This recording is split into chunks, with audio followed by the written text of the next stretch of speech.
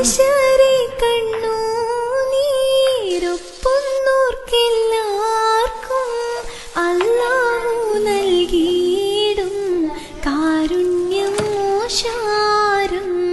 യത്തീമിന്നത്താണി ഏകിക്കൊണ്ടത്താഴം എത്തിക്കുന്നോർക്കല്ലാഹ് വർഷിക്കും സഹായം.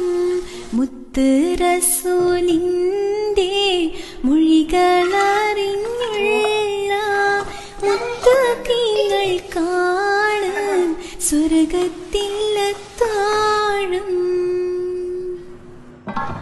പിരിശത്തിലെല്ലാരും കൈകോർത്ത് നിന്നോളി പരിശുദ്ധ നൂറിന്റെ മാർഗത്തിൽ വന്നോളി. കരയുന്ന കൽബുകൾ കണ്ടിട്ടറിഞ്ഞോളി കനിവിന്റെ കൈ നീട്ടാൻ മുന്നാലെ നിന്നോളി. യത്തീമിന്നത്താണി